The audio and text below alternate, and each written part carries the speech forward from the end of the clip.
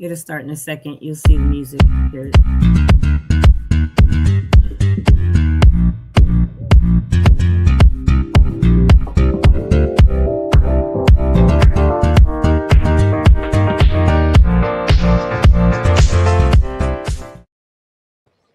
Good morning, everyone, and welcome to another exciting episode. This is episode 242, and since we have a guest on the Toni Talk series, I will be dropping off.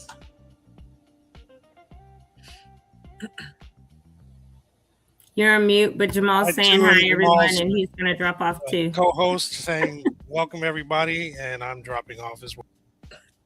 All right. Good morning, everyone who's watching on whatever platform. Today, obviously, is Toni Talks segment, and today is Thursday, December. Can you believe we are 1 week away from Christmas as of yesterday? But today's 18th. Oh no, as of today. Today is exactly 1 week away. I know. I haven't done any shopping. It's bananas to me that this year has flown by. Obviously, we've all been extremely busy since January 7th, right? With our fires, but this is like mind-boggling. So today I have a couple special guests on the show today. Remington Hotchkis. Hopefully I said that properly. You got it. Good.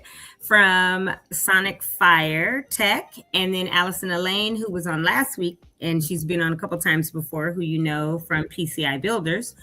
And of course, you guys know who I am. I don't even have to say it at this point. Super excited to have you on, Remington, because we went to that demo that was at my church on Tuesday. You were there, and that's when I met you in person, although you said that you had watched the show before and you knew about Altadena Talks. So super glad that we could actually have you on to go over again what Sonic Fire Tech is, who you all are, what you all offer or will soon offer. Because it's not like you offer it today and people can go to a website, order it, and boom, it's today, right? But all about the technology and getting it in the hands of people and our firefighters, and how this is really a paradigm shift from utilizing water, which yes is a natural resource, but if anybody knows, in the southwestern part of the United States especially, it is a resource that is limited and that is scarce, depending on how much rain you get. Obviously, in Northern Cal, we get a lot of rain, but we have to count on it to come down through the aqueduct and, be shipped down or funneled down to us. So yeah, I just want you to tell us a little bit about you, Remington, how you started with this, how you found this tech or created this tech, or where this technology comes from, and then about Sonic Fire Tech as well. Yeah, absolutely. Thank you for having me, Toni, and really great to see you at the demo on Tuesday at the church. And Allison, great to see you as always. Of course. So a little bit about myself. I grew up in Pasadena. I bought my first house in Altadena, raised my two little kids in Altadena off Maiden Lane and New York Drive. I used to play and run the dogs at Elliott High School. On my Junior high? Yep, or junior high, sorry. And I would walk by your church every Sunday on the way down to Millie's, where I would take my kids in their strollers for a brunch. That's where we go. The father, daughter, son deal while mom was getting her stuff done.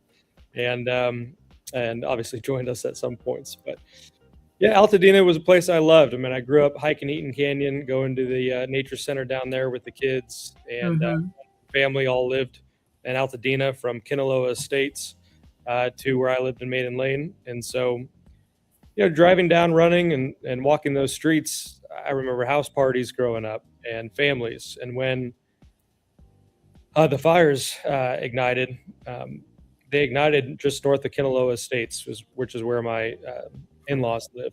And within minutes of that ignition, I got a FaceTime phone call from my mother-in-law.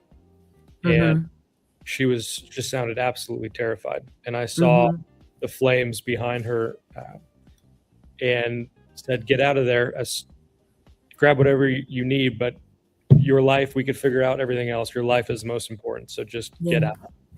we'll meet you down at the McDonald's on right down there on the boulevard. On Washington and Altadena Drive. Altadena Drive, exactly. Yeah, around the corner. So my brother-in-law got there and saw my in-laws there, and shortly after, it was like I don't need to relive it with everybody. But that McDonald's caught on fire, and at that point, we saw the embers coming in, igniting things. It wasn't the wildfire itself. And so in that moment, I had the idea that we have a wildfire crisis, but I don't know if that's solvable. We have an embers burning down homes crisis that, to me, at the moment seemed solvable. I think it was because it was so unbelievable. Fire burning things down is one thing, but embers accumulating around structures and vegetation and igniting homes, and then doing so days after was unimaginable, but seemed solvable. And what I learned from that event, what we all learned, is that current resources and current infrastructure and the way we've built these communities in the past is not how we're going to build these communities back in the future. Community resilience is a hot topic coming out of it. And a devastating event that we experienced in our communities is something that I think we can all agree we never want anybody else or anyone else's community to experience. And so, rather than point fingers at the blame and play the blame game, we're all stakeholders in this. We all have tail end risk in this. What I said on the demo is we've gotten really great at evacuating life. Lost several lives. Don't get me wrong. And that one life, any life, is devastating. But for the amount, how quickly that fire devastated our community, and to not see our lives lost was truly a miracle. But showed the value of our first responders, our getting in there, getting people out, the value of our community helping each other out, and the human side of that, persevering. But the economic and the emotional devastation of losing our homes is almost equal to life lost, in my family's opinion. So when we think about that, we think there's got to be a better way. There's tail end risk for us. There's tail end risk for the insurers who are on the hook for a lot of this. There's tail end risk for the utility who ignited the fire. And then there's tail end risk for the municipality for not managing the wildland, or managing the interface. And so it's easy for policymakers to just throw a mandate out there like Zone Zero and say this is what the answer is, without the time to actually really think about it and do the research. And then here are the mandates that were in place before. So builders and homeowners, you've got to meet those today. And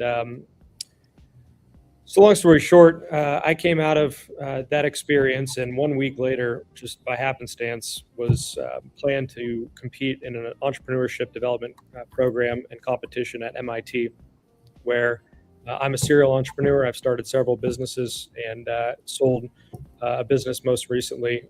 That was a coffee business I founded in Pasadena and actually grew out of Culver City. But I had some time to think about what was next, and I took the idea of autonomous defense of a home from embers, which caused 90% of the damage during the wildfires. And I spent a week at MIT working with some of the smartest people I've ever met, touring their facility and their campus, being inspired by so many inventions that have changed our world so dramatically over the last hundreds of years. And in that moment, I thought, maybe my idea is possible. Maybe this problem really is truly solvable. I mean, I saw a solar panel the size of my thumbnail that could power a 747 indefinitely. And I thought, this exists? Well, why isn't someone out there, putting this in the market? And what my professor told me on one of those first days was, we don't have an invention problem. We have a commercialization problem. And innovation is invention plus commercialization. And at that moment, I realized maybe I don't have to invent something. Maybe that thing is out there. Maybe I just need to figure out a way to bring it to market. Bring it to market. Yep, definitely. I won that competition, and I went on a pursuit, thinking I was going to find that technology. And after speaking with several folks from Stanford, MIT, Caltech, JPL, Department of Defense, U.S. Navy, all these folks. I stumbled on a man named Jeff Bruder, who had a company called Sonic Fire Tech, Mm-hmm. who had invented an acoustic generator that produced a sound wave frequency that oscillated the molecule of oxygen in an environment, which created a non-ignition zone. And this is similar technology than what he was working on at NASA for 15 years in powering and protecting space rovers, so the Venus rover and Mars rover. So these extreme environments on these planets are what this unit or rover needed to survive in on its mission, running continuously for a period of 10 to 15 years. And so when you talk to someone who spent 15 years focusing on trying to make things work in that environment, when I came to him with this vision for defending homes from embers, he was like, "Oh yeah, that's doable." I said, "Well, 100-mile-an-hour winds," and he goes, "Yeah, that's doable. Yeah, we're dealing with 1,600 degrees Fahrenheit and acid rain in Venus and 200-mile-an-hour winds." So Yeah. wow. Okay, so maybe this is real. And then he showed me the acoustic generator, and he showed me the sound waves being deployed, putting out a stovetop fire, so a grease fire. He was initially working to commercialize this technology for putting out stovetop fires for restaurants and KitchenAid manufacturers. Mm-hmm. Fantastic use of the technology and one we're still pursuing. But when I saw this, I talked to him and said, I would love to join forces. I had started a company called Ember Shield Technologies with this vision in mind and the goal of licensing this technology. But what I realized after a couple of conversations was he needed help on the commercialization side, and I needed to learn more about the technology. And immediately we trusted in one another to go out and bring this technology to the folks that need it most, our community of Altadena and across the way in the Palisades, our county of Los Angeles, who saw the devastation of these fires, which creates an opportunity to embrace new technology. Give me 1 second. Let me let this guy. He's demanding your attention. Dad, we get louder. Mhm. If you do not, oh, he wanted to come in. I saw that tail tall. Right. He's Yeah, like, I have to leave my door open, otherwise I get and it's just like, oh my gosh. he's too cute. Mm-hmm. Remington's literally like in a barn dominium. Dominium. That's what they're called. Love it. Yep. That's fun.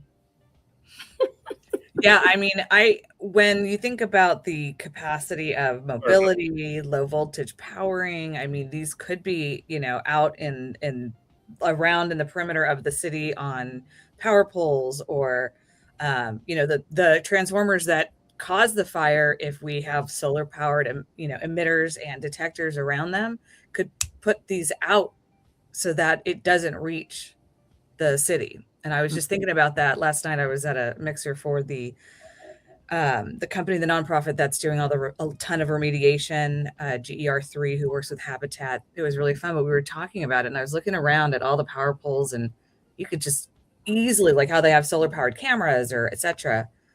We could put these units on the poles, and they could detect on that radius and make sure that spot fires are put out anywhere. I'm sorry, I'm just literally coming up with ideas for you, Remington. Well, there's so many applications. Yeah. As leading researchers in the space and experts across fire industries, insurance, utilities, Mm-hmm. the response has been, you can truly not understate the applications and the use and the impact of this technology, period. Absolutely game changing in so many different ways and in so many different industries. Yep. Our engineers and founder Jeff Bruder likes to say it looks like magic, but it's just physics. We are doing something that is preventing ignition and preventing the chemical reaction of fire from occurring without changing the environment and the way we consume it. Back to the story. I spent some time with Jeff. We decided to join forces. I said we need to get the technology out of the lab and into the hands of the people that need it most. Brought it to Altadena and the Palisades with the goal of doing these demonstrations to invite this paradigm shift. And we've spoken to insurers, every leading insurer, every leading reinsurer, and they have all said, continue to prove that this is as effective as you're saying, continue to grow and advance the technology. And we simply see in a few years from now that this is going to be a mandate. It is to replace the mandate of water-based sprinkler systems interior on a home.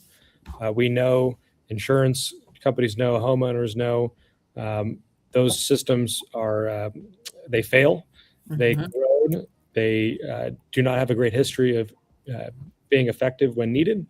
They have latent detection built in, meaning the fire has to be burning and sense 150 degrees on a 10-foot ceiling for that emitter or that sprinkler to deploy and then put out that fire. So their code literally says the fire has to be burning for 6 minutes before the sprinkler goes off to put it out. We're saying we're going to detect it within seconds and put it out within 6. So we don't want the fire ever to get there. No. And so people say, well, what do you do if you're using the most sensitive detectors and I light a candle or I light a stove or I flambe a steak? And we say, yes, this is where, we live in a world where, we're taking robot taxis to work or to get our groceries. We're ordering our Christmas gifts online and getting them delivered, wrapped under the tree. We already live in the future. We're catching rockets, and the future is here. And so why are we using 150-year-old latent detection and a valuable resource such as water that's not effective to do a job?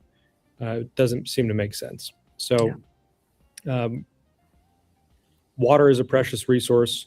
So we're looking at how this technology could replace the use of water across many different applications, not just the sprinkler format, but in small incipient fires. And so we have a backpack version of the technology we've developed for first responders. And we're working with folks across the California State Fire Service, from CAL FIRE to local LAFD and some chiefs out in San Bernardino that have been very helpful in recommending ways we can improve the technology to meet their needs. One of which we've heard from fire chiefs across the state is that the backpack can be very useful for homeless encampment incipient fires. So these are fires that break out and they get 15 to 20 calls a day in most of the cities in the county. And they respond within 5 to 7 minutes. They get out the hose and they blast the fire. And that is when you think about 15 to 20 calls a day, that is a significant amount of water that's being used. Yeah. Also, they are devastating everything in that path of the water. So all those personal belongings are, then gone. And they come and they clean up that street and then they toss that. So they see this as being an effective tool in that environment. They get on these fires incipient, they break them, break the chemical reaction, and then go on to the next thing. I mentioned that yesterday because I was talking about, the demo with you on Tuesday, but I'm glad that you said that the chiefs have told you that about the homeless encampments or the homeless fires, because, unfortunately, LA County has about 60,000 plus homeless people or unhoused individuals. And just like I turn my heater up when it gets too cold in my house, they don't have that option because they're unhoused. And whether they're living under a man-made tent, like we're having rain next week. I think it starts on the 23rd or 24th and is going to go through almost the whole weekend, 3 or 4 days of rain. And I just thought about that and was praying this morning, like, oh gosh, rain is coming. And all the unhoused people, if they don't go and accept the shelter that the counties are offering or the cities are offering, and they're under a bridge or their own makeshift house, right? And they start a fire to try to stay warm, a lot of people don't have the compassion for their fellow man that they should, and they get mad. I know in 2020, when I lived in Azusa, I was right at the top of, the highway right before you go into the mountain, which was San Gabriel Boulevard, right? The 39 on that way or whatever it is. Anyway, and a homeless encampment fire happened and it turned into the Bobcat fire. Yep. And it literally started in that canyon and all the unhoused people came out. And since our complex was very at the top, it was townhouses, they were on the grass. Some you saw like the soot on them and everything. And we met a lady, and I forget her name, but she was considered the mayor because they have politics in these unhoused encampments. And literally, she told us what happened was two guys argued. One said, "I'm going to burn you out of here." Oh, wow. And he went and started the fire, literally to burn the other guy out, because that was his way of getting back at him. He was very upset. So Yeah. then it turned into this humongous fire that was for days, the Bobcat fire that caused, lots and lots and lots of damage. And I know that Edison, I believe, just settled that for about 3 or so million or whatever it was, or maybe billion, but they settled it literally the same week that we had our fire, like a couple days after, because at Victory at our church, we had the very first week after the fires, we had these people come who were attorneys and public adjusters and wanted to talk to people and let them know the process. And one of them was the attorney who sued, it might have been Michael White, I'm not sure why, but who sued Edison. And he said, literally last night, we settled this fire. So within a week of our fire starting, they just settled the Bobcat fire, which was like August of 2020. Yeah. And so even from then, 2020 to now 25, had this technology been out and about, and you had gone through the process of bringing it to market and getting officials like our governor and CAL FIRE and other Congress people and assembly people on board to say, yes, we need this. Let's do what we have to do to fast track it and get it here. Then we might not have had, our fire. Or I won't say we might not have had our fire. We may not have lost our town, the town of Altadena, at 90+%, right? And have been able to stave off what happened, because possibly the technology being, I know you've spoken about the new backpack that's coming out, but everything on the houses that can emit 30 feet, backpacks that can go 100 feet or 1,000 feet, if we had it. And what I would love to see, and you might have thought about this already, I'm sure you have, but I would love to see eventually our fire rigs, the trucks. Yes. Go ahead. Give 1 second. He's got to open the door again or do something for yeah. And I was thinking about this too, is like, instead of deploying crazy hoses with all that pressure that takes like an entire crew to manhandle. Well, my thing is like, deployed. Right now we have the sirens and the lights, right? So if we could have emitters in the same locations or on different locations, the front and the backs of the fire trucks, and then they could eliminate the hoses or the majority of the hoses, right?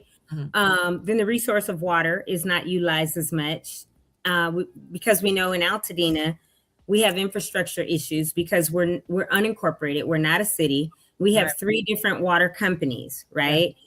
Rubio, which is up and running.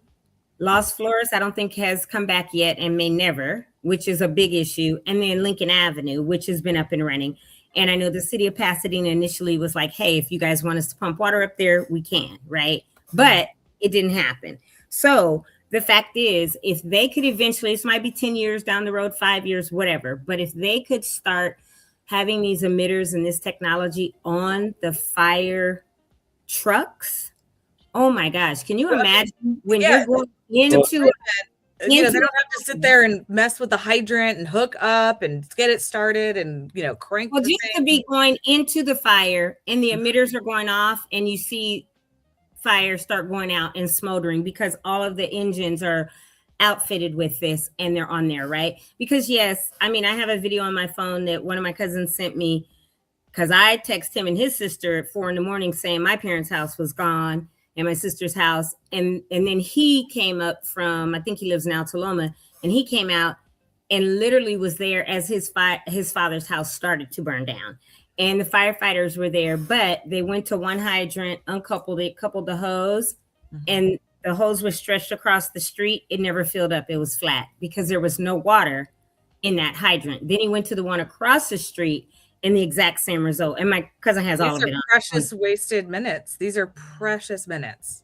And that's where like this can just instantly deploy. Yeah, let's let's future trip for a second, because you brought 5 to 10 years up. We're talking about rebuilding our community more resilient. We're talking about new technology, and we're already getting robots delivering our food, taking us from place to place. And Christmas is already a wrap from a warehouse sorted by a robot to give a kid, right? So, and I think for the benefit of the viewers who weren't at the demo, I'd like to share. Please do. Share the video here. Yeah. So we've got, let's look at this one first. Let me know when you can see it. Yes, go right ahead.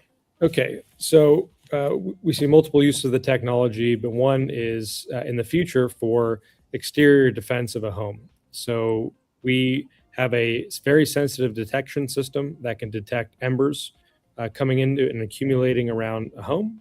We know through IBHS home study and the current mandate in place for Zone 0 in the state that those embers accumulate, they ignite landscaping or material close to and around the home, and that ignition then causes a radiant heat transfer to the structure, and that is what has been burning, or what burned the houses down.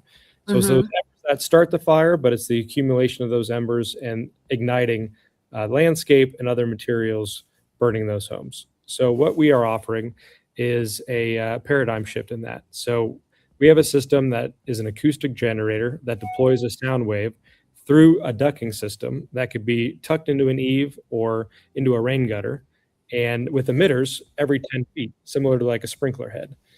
And when our detector detects a threat in the area and an ignition, our system deploys and develops a non-ignition zone 30 feet around the home. So any ember that lands in there and accumulates cannot ignite. The ignition and that heat transfer cannot occur. So that emitter is what we see on this in front of us coming down, right? Like a spout? Is that what the emitter is? So yes, this is the ducting system, and this is the single emitter, and this is the detector currently built in. So we'll show you when an ember lands into your Zone 0 and ignites your bush, in this case your juniper, then our system will detect it and then deploy a sound wave, not water, not chemical, and not gas, that oscillates the molecule of oxygen around this environment and removes it or breaks the chemical reaction by vibrating that molecule into an unsteady state. So fire can't consume it. So I'll show you what happens here. Hello? It's on. Crank it. I'm cranking it.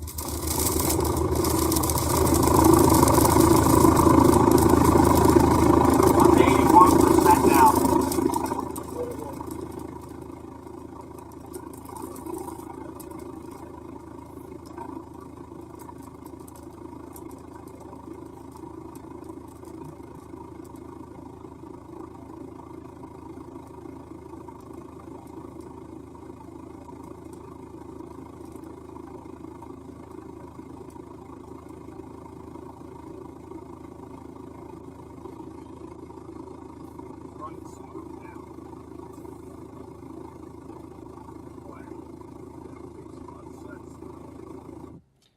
So that's when we watched that live, it was crazy, right, Tony? Because we watched the juniper tree go up, and then we both were like, and it was just a couple little ashy needles at the bottom, and the tree looked fine. Yeah, the whole thing there is, it's the first time you've seen something that was water put out a fire. Yeah, that's the paradigm shift. It's not magic; it's physics. Fire needs oxygen and fuel to breathe. We are simply removing the state of oxygen it needs to consume it, so that by vibrating it, but not changing the oxygen in our environment or changing the way we consume it or altering the way we consume it. Right. And what you hear is the acoustic generator, not the frequency of sound. So it's a infrasound wave that we can't hear, but does its job. So yeah. I'll show you one more video of what we did. Because you said only wolves and whales could hear at that frequency of this generator, right? Yes, that we know of. So we're researchers in that space. But when we did this demo for Chief Dan Muncie at San Bernardino Fire Department and his team, who is a outspoken technology expert and speaks to Congress often and states often that we don't have a technology problem. We have a technology adoption problem in the fire Mhm. service and in policy as well. But he couldn't believe what he saw. So, and he's been waiting to see this for quite some years, as he and Jeff have been talking for years about this. And so he decided to add a little bit of gasoline to the fire. And But you know what? I really like that because on Tuesday, and we all know that alcohol does burn, right? But on Tuesday, you used alcohol and poured it. And so I love the fact that he was like, yeah, okay, that's fine. But let me actually put 5 gallons of gasoline or however much. And if you watch, because you showed this to us, not only does he fully douse this tree, but as he's doing it, gas gets down in the rocks and the pebbles. Mhm. Because later when everybody will watch this ignite, you can see the flames even down on the ground. So go ahead, Remington, and play that, which is, Tony, Pastor Angel, I believe, that was our first meeting. So I didn't want to make, a first impression of a large fire. I thought, let's keep this one fun and safe, bringing fire to a church's parking lot. So let's do this one right. And then, I'm sure the insurance company would be like, wait, what did you do? Yeah. So thank you for that. Yes, of course. But yeah, this is an example of what they could do with it in their training environment. And this is a 5 watt backpack, and we're producing a 100-watt version for the fire service to utilize and help us, modify the technology to meet their everyday needs. okay. Oh boy. Oh boy. He's just pouring it.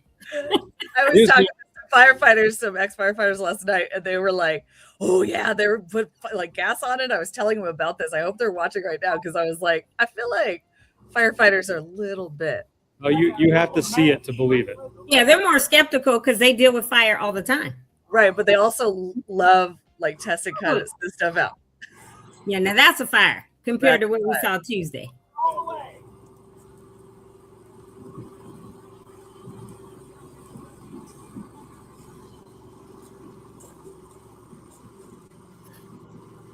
I mean, the fact that it went to smoke that fast is crazy to me because I have seen gasoline fires, even small amounts, just like a cup of gasoline, and what it could do. Well, I think what's impressive, if you can go back to that, Remington, pull it back up, even though it's stopped. And you know this, living Altadena, Pasadena, we are a hotbed of trees. And we have our oaks, which you can't cut in California unless an arborist says they're dead. Then it's a $25,000, $30,000 permit. We've got big pines. We've got the deodoras, which don't burn and didn't burn on, Santa Anita or Santa Rosa for Christmas Tree Lane. But the fact is, even after this is put out, and this is what I did Tuesday, because not only did I see it with my own eyes, but then I went in like this. I was digging in the tree like, wait, I got to see. Because the main, I want to call it a stem. What is the trunk? The trunk of the tree sustained literally like no damage, no fire. And then where the branches come off of it, there was literally one that fell off into my hand because I was doing like this, moving all the branches. Others real close to the trunk had ash. It looked like snow, but none of them were fully burned. So had we, of course, hindsight or whatever, right, had this technology in Altadena that could have helped put out this fire, we wouldn't have lost all the oaks. Look, I'm still a little salty, but I'll be all right. We should make Edison pay for these emitters on all of their power poles throughout Altadena. Yeah, but we had like 3 oaks on our property, on my parents' lot. Yeah. They've cut down the 2 deodoras, which were in the back, and I was so mad because I was like, they're fine and they're not in the way. Then they cut our 100-year-old oak, which was coming back, and I had beautiful pictures of the greenery. The man told my mom, oh, that's panic growth. No, it's not, because they've stumped it and now it's growing back. And so that's not panic growth. And the other one that did burn down, fine, take it down, right? And the one in the front yard that's like 40 years old is fine. And the 2 pines that me and my brother planted in like 5th and 6th grade, they're fine. They're like 50 years old or 55 years old. But we can't get mature trees back. We've got to replant, right? Even if we get them moved in from somewhere, when you move a big tree, sometimes they don't like it, they don't take, and they die. So Altadena will never get all the trees back in our lifetime, right, that we've had. So this technology literally enables this fire to get put out really, really quickly, but also the trees and the plants not to sustain that horrible burning and damage like we see, or saw in Altadena, and I'm sure in the Palisades. Absolutely. I mean, right now it's, do you put sprinkler systems everywhere to prevent embers from igniting the landscape and that transfer of heat occurring? No, the water pressure wasn't there. The water wasn't. And this wasn't just an Altadena or a Palisades problem. This is a county problem. Going back to, the past, we live in a desert and we pipe our water from hundreds of miles away. That's right. Southern California. Looking out in the future, these fires are going to occur more often. That's what the research says. We don't have a plan to manage the amount of wildland growth in our environment. And with exacerbated droughts, fire season is now all year round. And growing up in Altadena, we've been evacuated.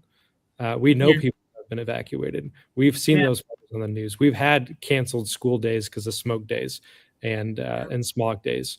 I mean, we know this is a reality. We can't ignore it or think that it's not going to happen again.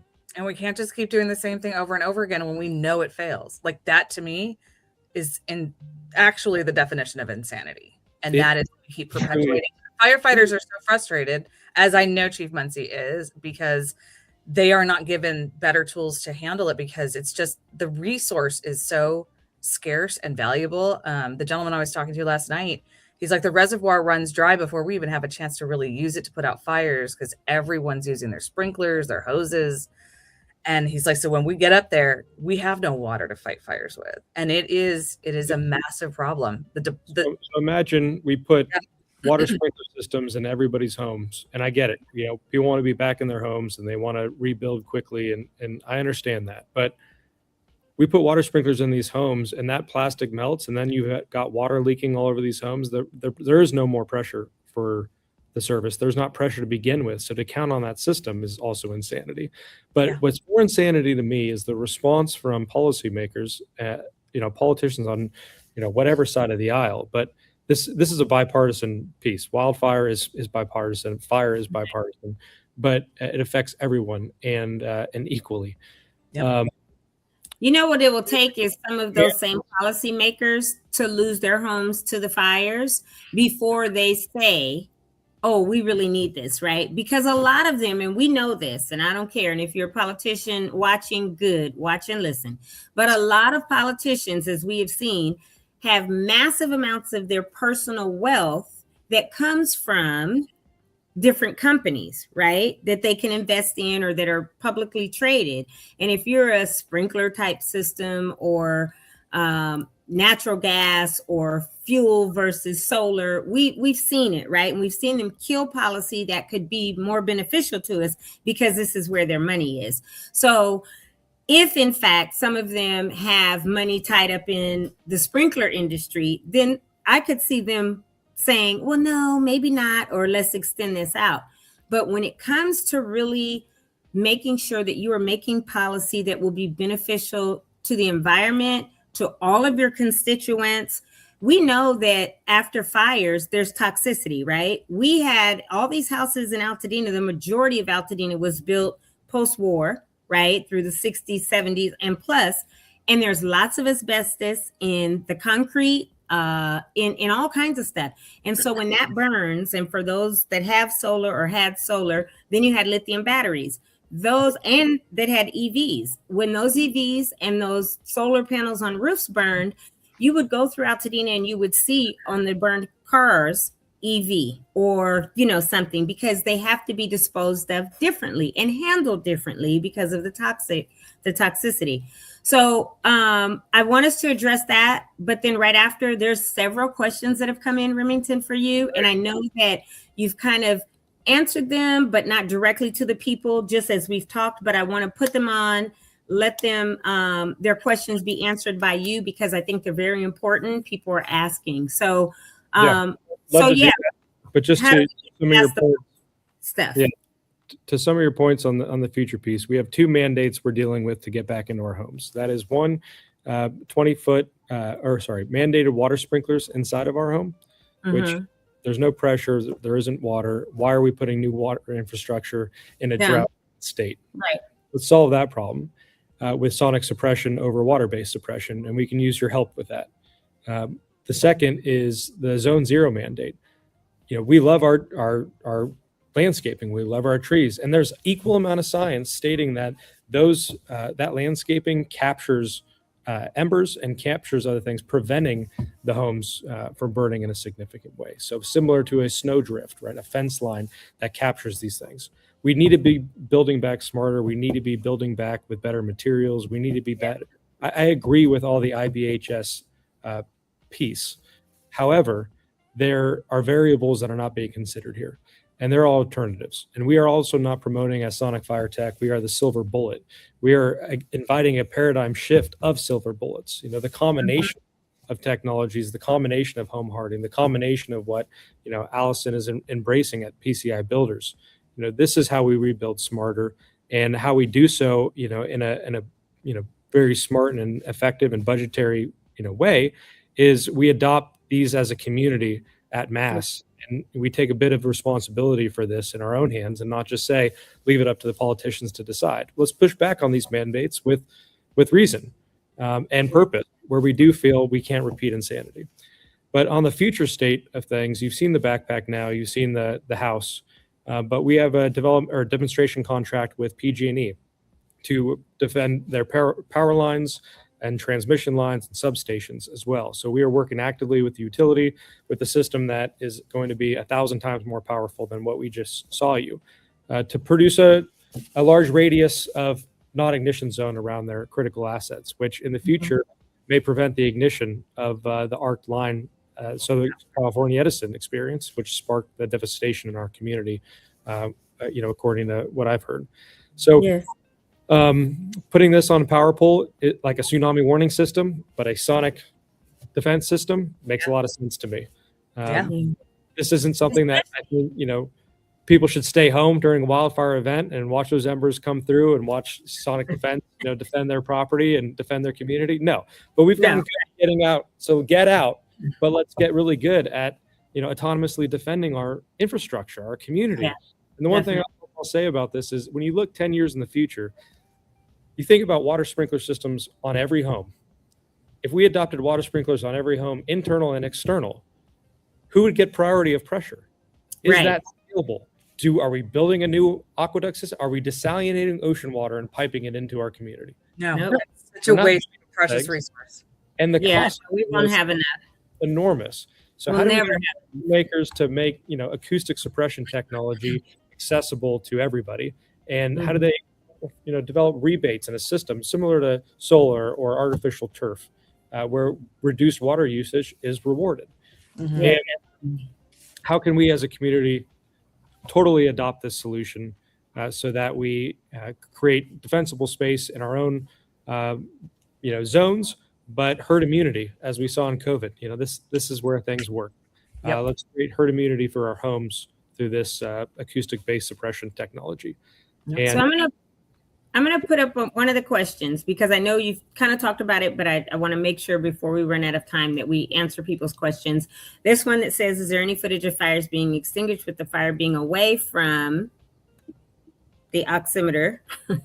I would like to see its performance to fires between them instead of directly underneath. Because yes, we have seen the one, where the sound waves are there and it's directly underneath. We've also seen the backpack, right? And what you just showed was it wasn't directly underneath. He set that tree on fire quite a bit with that gasoline and then walked up to it with the backpack, right? So can you just answer that for him, for Marcus? Yes. So each one of our emitters emits frequency of sound in a cone. So when we're 10 feet high, we effectively get a 15 or 16 foot spread at the base. So line of sight and direct focus is where we are most effective. but that's why we put emitters every 8 to 10 feet around the outside of a home. So we do have that overlap. And I will say that's where the system's most efficient. However, we are oscillating the molecule of oxygen in the environment. So by having multiple emitters every 8 feet placed, we are creating or deploying sound omnidirectionally. Yep. And so you are getting the shockwave. where you are effectively, creating this non-ignition of this larger environment. So It's like a ripple effect when you throw a rock in a Right. pond. That's what I was doing, like this, rippling all Yeah, I the was way. like trying to do this, and I realized anyone on their phone can't see my hand, so I'm like, Right. but Right. yeah, and then, but also, can't you? So that cone, right? Of because I started as in my past life as a lighting designer, and I always was that was part of the design is the cone of light and the coverage. So if you take that cone and just shift it against the house, does that work too to make that cone kind of spread further out? Mm-hmm. yes. And then there's Uh, another one. Oh, go on. I'm sorry. I was just going to say, I just got this in my inbox. We're working on ways to, demonstrate this more visually. And so I just got this from our videographer. Okay. So a little preview for everybody here. Don't hold me to this. Is fresh off the press, but Okay. We won't. I'll always like sharing. And so Yeah, the question been asked, let's get into it. This is how we imagine the system operates in the event we experienced. So you have this wildfire approaching, you have an ember cast coming into the home. Those embers are monitored and detected. The system deploys the frequency, and we are defending your zone 0 or zone 1 out to 30 feet of defensible space around your property. So as those embers land and they accumulate, we create this non-ignition zone around the home. And you'll be able to monitor it. And then as the fire approaches the community, you've got defense happening autonomously across the community. And therefore, you're creating that community level of resilience that we haven't seen before and isn't possible with water sprinkler systems, but is when you think about the future of adoption of sonic fire tech. Yeah. So I guess the sheer volume of water. What if that illustration though? Like, so people can see, right, the cone, and it's constantly doing this. And then at the end, they see sort of like a dome. We hear about, during wars, Israel has an iron dome or shield or whatever, but it literally would shield your house. I think you said up to 30 feet out all the way around.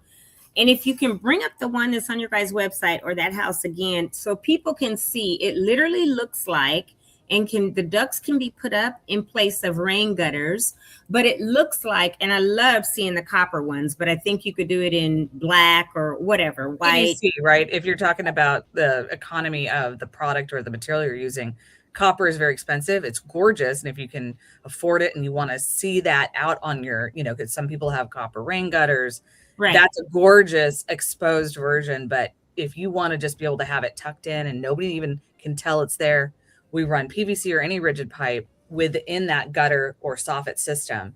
And it just looks like regular gutters, but it's all there. Yeah. So on the right-hand side, you'll see we have a 3.5-inch gutter around all of our homes, which operate, 1% of the year capturing rain. So this is an area that works really well for how we need to deploy our technology in the exterior defense of a home.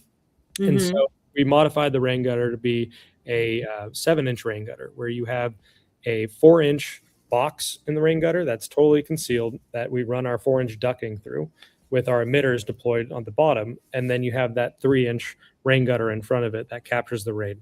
So there's a bit of a dual element purpose here, which is fun to think about. But aesthetically, it's pleasing, and the materials available for this installation, meet the needs of every homeowner. So you can run this in a aluminum format and metal gutter for a modern aesthetic. You can run it in copper as a copper gutter, and the pricing for these materials are different, as Allison knows. So we're willing to work with you, your architect. We've got architects on staff. We have partner builders such as PCI. And the goal is to, make this work for your everyday needs, but to ensure that the system's in place to do what we envision, which is prevent that ignition from occurring around your home. Thank you for showing that, because I think it's important that people know, like, you know, we see ultra modern houses that are white and black or whatever. And if they could have it that looks like a gutter, but maybe it's all black and matches the house or whatever somebody wants, right? You are in a barn or barn dominium. And so what if somebody wants to look like a nice wooden something or whatever? And if you can work with the builder and say, okay, or the architect and say, okay, this is what I want to see, because this is what I want my home's exterior aesthetics to be, and that can be built in. That's great, because it's customizable then, right? And so many people now that they're rebuilding are literally customizing their house to what they want it to look like, interior and exterior. So I love that it is customizable. I'm just going to put up another question real quick. Interior as well. So I just want to bring up this one. Oh, yeah. Where'd Allison go? She popped off? Uh-oh. She should come back up.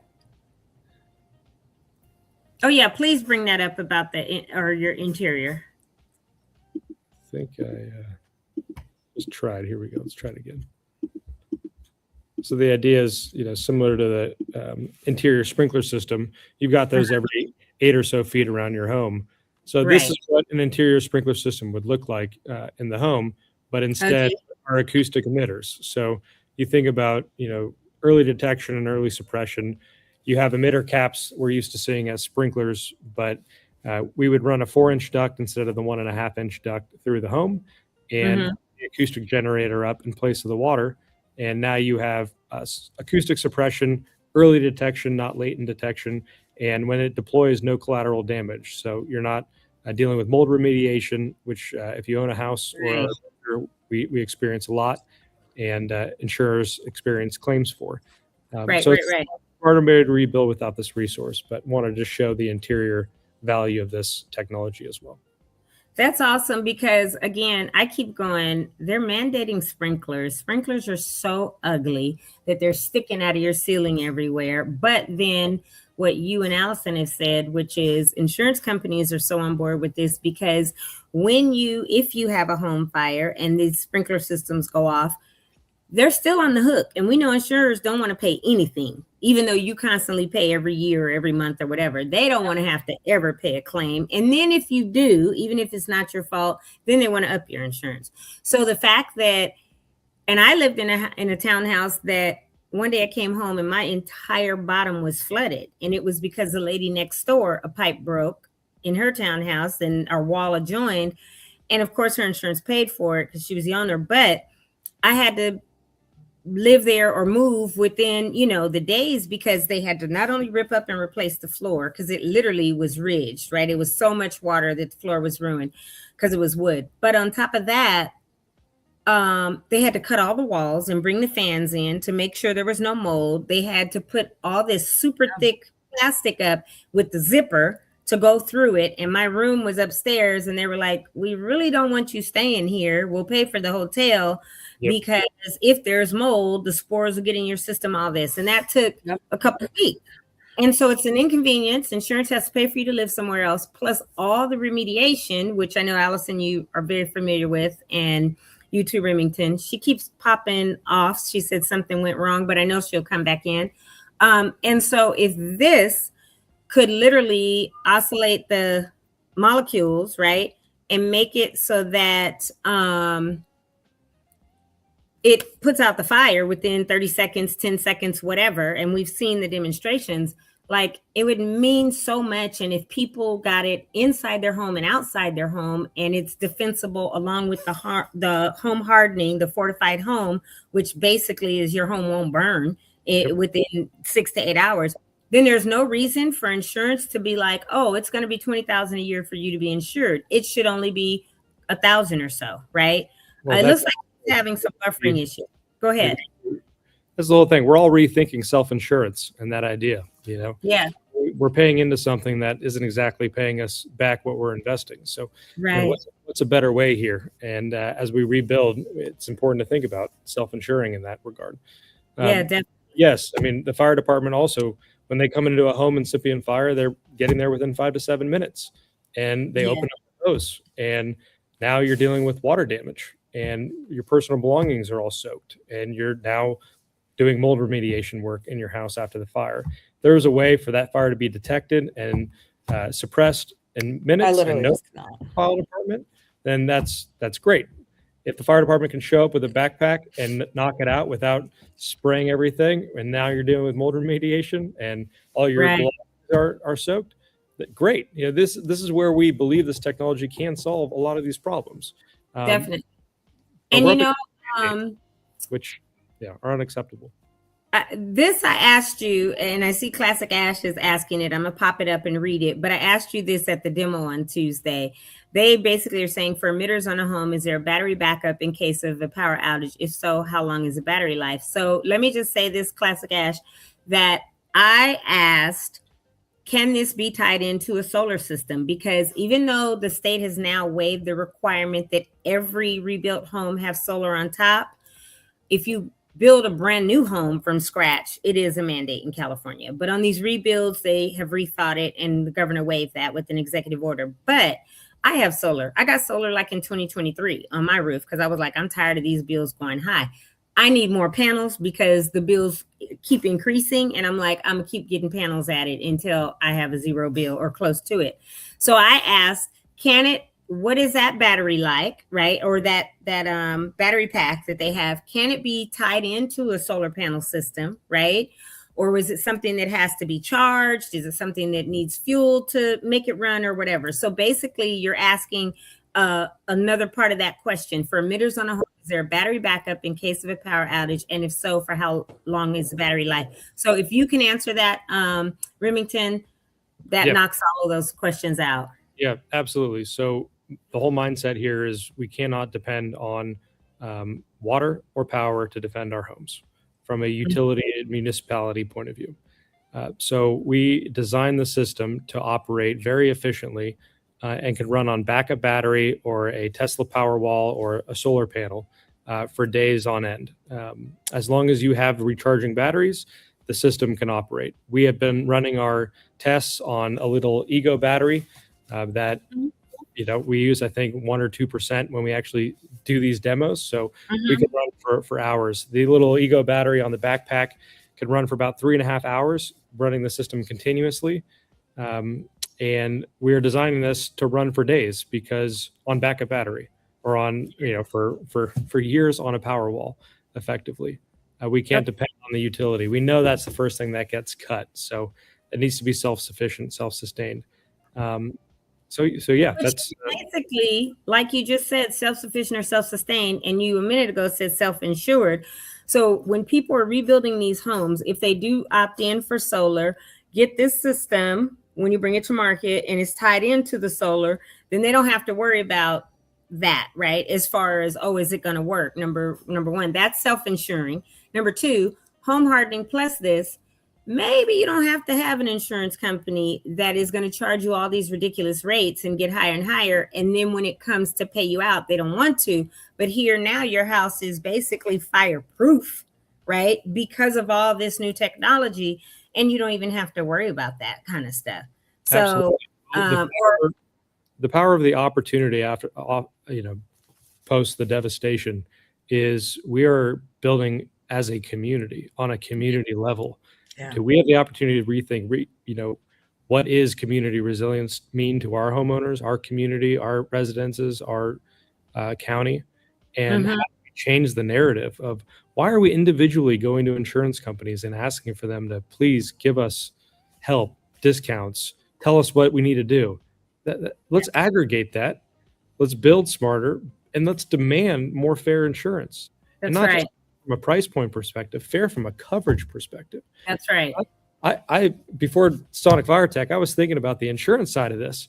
I mean, why is it that I grew up with my mother afraid when our fence fell down to call the insurer because our premium would go up? Instead, my single mother and I would go out to Home Depot and I'd be hammering a fence and we'd be building it all and setting it up, and the windshield would crack. Oh, don't call insurance. Let's just go take it to Uncle Tony's shop and have him work on it. That way, unfortunately. So why? And I'm not going to teach. Why? When I teach my kids, don't call insurance. You're paying $1,000, $2,400, whatever a month, right? And then your Yeah. fat deductible, and then it's points against you. That's Yeah. it. I pay that for health insurance, and I feel pretty confident when I go to the hospital I'm going to get care. But yet, when my fence falls down, I'm zero confidence. Yeah, I'm Right. gonna get Clearly. fair- Well, you get it, but fair again, response. So it's come on. on the back end, right? Like, yeah, they'll fix it, but then, oh, you had a claim. Now, mind you, I haven't had a claim in 20 something years, right? Or 30 or 40 or 50 or 60 years or 10 years, whatever. Haven't had a claim, have a good driver discount, or my home, I have a bundle discount because no claims. But then now, and even like with Altadena and Palisades, people that have been there forever, decades, 20, 30, 40, 50, 60, 70 years, and then the insurance doesn't want to write you a full check to pay you everything. I don't care if it was $1 million check, write it. I've probably paid you that much in 60, 70 years. And the thing is that gets me, I'm sorry to interrupt, Toni, but the thing that gets me about the whole situation, especially here, because yeah, we know insurance is problematic. The thing that absolutely gets me is the fact that as Remington said, every individual homeowner has to do this fight individually for Every a time. problem that they did not cause. That's This right. is not anybody's fault, but the burden has been put on every single resident, even ones who didn't lose their homes, to remediate. This should have been a coordinated. Insurance and companies leave these poor people alone, go straight to Edison, work it out, and make everybody whole. This should not be a fight. And that's Edison's not going to make everybody whole. Yep. Right? I mean, look, the reality is tough. We do need to take responsibility and take action, push back on things that don't make sense, and That's why we need to work together as a community and lockstep on this. Yep. And that's how it's going to happen. But we don't get these moments in life where we get to band together and come out stronger. That's what happens when a community goes through what our community and what the Palisades community has gone through, and what Napa community and Harbor community, and name the community around the state. Right. That's what I said. Paradise, Sonoma, the campfire. You think about the Marshall Fire in Boulder a few years ago, and that part of Boulder was knocked down, and over and over. Lahaina, over in in Hawaii. Like, I keep telling people that are complaining about the rate of permits being issued here in Altadena, we have so many more, hundreds of permits issued compared to Palisades. They have a handful, right? Yeah. But then when I was just in Sonoma in September for the After the Fire conference, the mayor of Maui, Lahaina, was there, right? And he was talking about the week prior to the summit that we all were at, their final and 1,500th home. Mind you, we lost 5,800 plus homes, 9,400 plus structures total, had just been cleared. That lot had just been cleared. Lahaina was 3 years prior, two years prior, whatever. Yeah.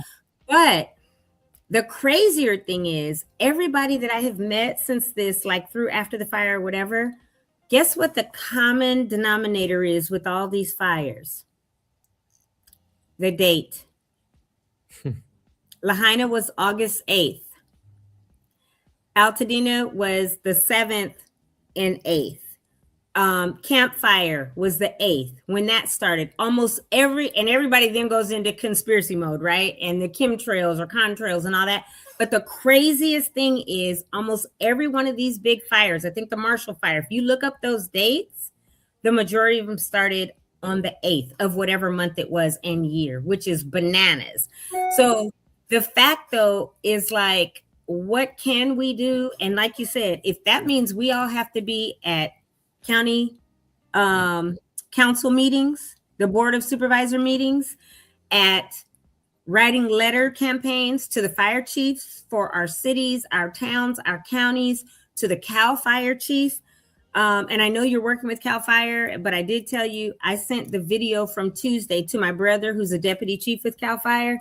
And he shot me back a text that was like, wow, or oh my gosh. One of his deputies told him about it 2 weeks ago, and he didn't believe him. I showed him the video from our live, and he was like, oh, wow. I said, Jeff, we need to get these in the executive. We need to get before the executives of CAL Fire, right? Yep. For this. And he said, I'm going to be with Chief Bigelow next month in Sacramento. They have all the chiefs go up for a meeting. He said, I'm going to talk to him about it. So on top of you all talking about it, there's somebody inside and you're talking to them, but my brother works and has a good relationship with Chief Bigelow, so he's going to talk to him about it. And if that, I said, cool, we need to get in front of them, meaning you, right? We need Sonic Fire Tech to get an audience, was my exact text. We need an audience with him. If I can help facilitate that through my brother to get you guys in there and he sees and asks all the questions and starts working with you even more, because I know you have other chiefs working, but the chief of CAL FIRE needs to be having you guys on speed dial or whatever. And that's what we're working for. I appreciate any community support. We're here for the community. We're here to do demos. This technology starts in Altadena and changes the world. That's how I look at this. And, you know, I'll remind everybody, we have a great relationship and a lot of respect for the fire service and several politicians and several insurers, frankly, and several of the utility members. I think everybody recognizes they want to do something better here, which is, you know, a unique time with stakeholder alignment in that regard. Yeah. But we are the customer of the municipalities and the utilities. And my mama raised me saying, customer is always right, number one. Always.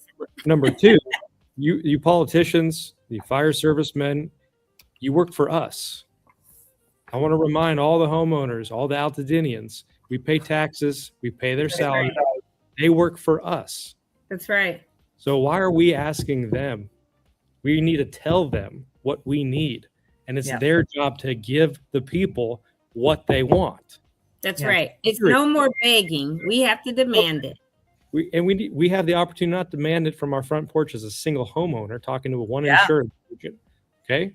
Or one firefighter when we have our situation. We are thousands and thousands of individuals that are a collection of people that make up a community that is saying mandates don't make sense.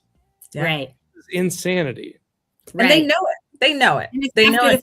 Here's a solution. And by the way, this solution is cheaper than what you are proposing. Yeah, 100%. And so that is why, we all have to be in lockstep.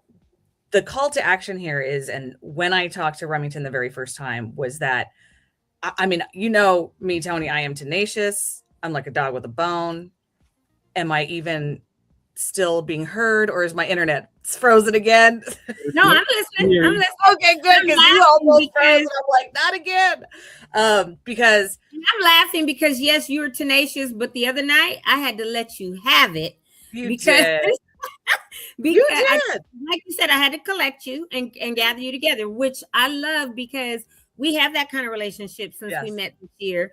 And if I'm out of pocket, you're gonna be like, well, no, Toni, that's not right. Da da da da. So it's just because seriously, I spent so much work and time putting the demonstration together at Victory Bible Church, and then like KNX, I'm sorry, KNX, but didn't even mention me, none of my interview part. Right. I was like, wait a minute, like the effort I have put my staff through to get that demonstration done, to reach out to legislators, and then you're like, oh yeah, I'm sitting right next to them. And I was like, none of them called me back. And I was just like, I can't. That's why I had a whole big baby butthurt fit. You had a little meltdown, but it's all good. It's all good. I love you. That's only number one. Here is the call to action, and this is what it's all about, is that I have the link specifically to Sonic Fire Tech up on my little headline, if you can still see it, pci.builders/Sonic, because me and Ken Peterson and Kendra Mays, we have made a partnership agreement to Remington to get the numbers up on a letter of intent. And so this is why we're trying to bring it directly to the homeowners and the builders around Altadena, because what my plan is to get enough signups so that we can hand Remington, like basically it's like it's basically a petition, but of actual builders and actual homeowners, not just individuals being like, yeah, it's a great idea. People intending to install the system in their rebuilds now. And then from there, I'm also going to work with LA County Building and Safety to say, look at what can we do to hold off on requiring the water-based sprinklers for the CFOs? What can we do to build in this infrastructure? We show you the engineering, we show you the plan of this suppression system. We're this close to bringing it to certification and full implementation. What can we do? And that is the work we're doing behind the scenes on that state level, on the fire marshal level, to make that happen. And I just wrote down, I'm going to go talk to the California Water Resources Board and get them on our side, because this is something that they heard this and they're just pulling their hair out. So go and please, if you're rebuilding and you are interested in trying to get this in your home, get your builder to sign up, because we also just all need to work together anyway. Sign up. Let us build those numbers up. That is the call to action. That's how you can help us get Remington over the finish line. Yeah. And we're working on being certified. We're in the process. We have third-party validators. We're working with leading researchers in the space, and we're working with already certified detectors and certified installers and certified plumbing and electrician codes. So this is just getting the acoustic generator certified, and that process we're thinking is 12 to 18 months away from now. But for the exterior of a home, we're going to start installing these middle of next year. And to Allison's point, as we're rebuilding and we're thinking smarter about building, putting in the infrastructure, putting in your plans is a minimal cost to get yourself ready for the timing of installation. When we believe this does become a mandate in replacement of the water-based sprinkler systems. So if you're on the same side of us as us in this, and you see the insanity of water sprinkler systems and water infrastructure being used in our drought-ridden environment, let's call for a more smart mandate and a more smart technology to replace the insanity that is currently in place. Yeah. And let me just say this. Thank you both for being here today. Allison, I think you were on last Thursday, and did the demo with you, Remington, on Tuesday. But I want everybody to know publicly, because I cannot deal with any more meltdowns, because I told her if she has another one, I'm going to let her have it worse than I did.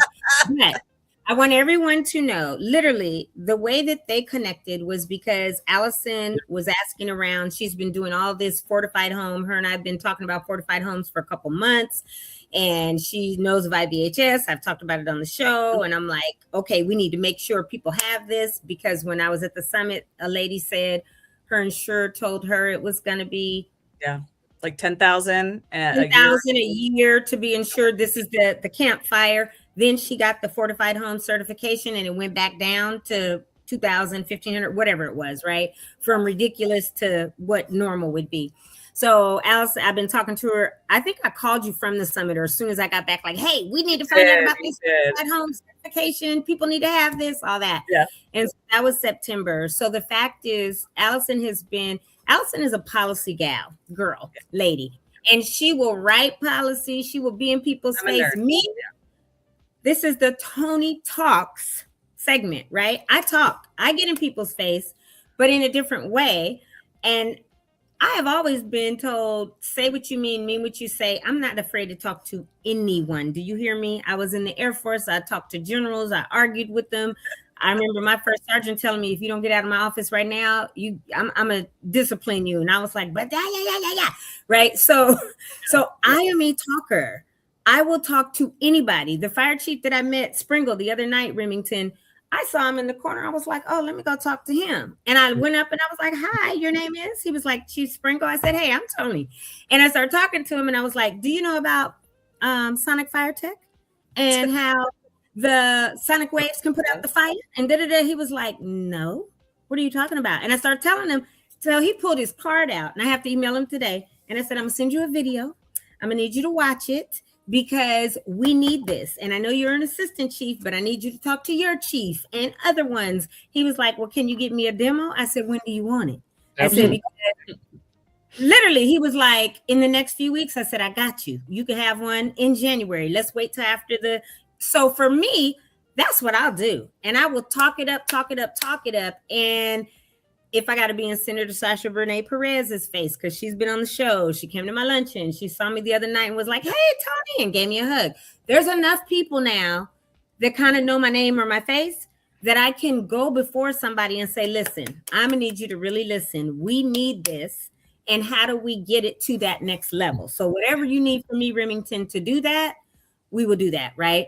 But I want everybody to really know that if it weren't for Allison and Remington connecting, no, I'm dead serious, connecting, because you connected with him, and within minutes you guys were talking. That's how Kendra and I met. Like, 626 area code. I saw that come over through the inquiry online, picked up the phone, called Allison. 626.